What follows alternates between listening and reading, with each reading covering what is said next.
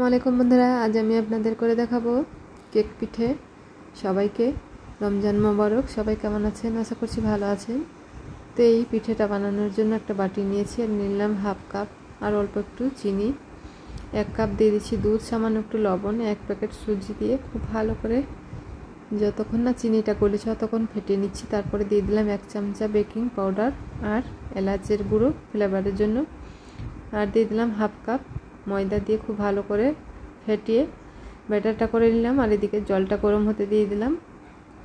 এবার এদিকে 1/4 কাপ সাদা তেল দিয়ে খুব ভালো করে মিশ্রণটা বানিয়ে নিলাম। আর কতটা ঘনত্ব হয়েছে দেখতেই পাচ্ছেন।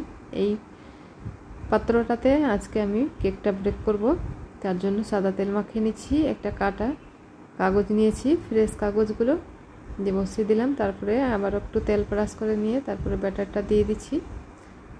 দিয়ে আজকে আমি পানির ভাপে পিঠাটা করছি, তার জন্য পানিটা ফুটিয়ে নিয়েছি। এবার ঢাকা দিয়ে 30 মিনিটের জন্য রেখে দিয়েছিলাম। 30 মিনিট পর জলটা আমার অলরেডি শুকিয়ে গেছে, জানি না তলায় কীরকম হয়েছে।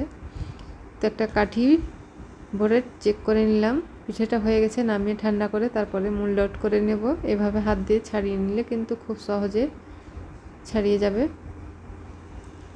এবার একটা প্লেটে আমি সার্ভ করে নিচ্ছি।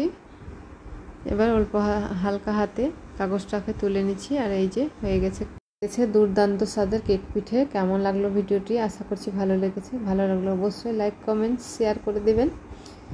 পেজে নতুন বন্ধু হয়ে থাকলে পেজটিকে ফলো করবেন। ইউটিউব থেকে দেখে থাকলে ইউটিউবটাকে সাবস্ক্রাইব করে পাশে থাকবেন। ধন্যবাদ।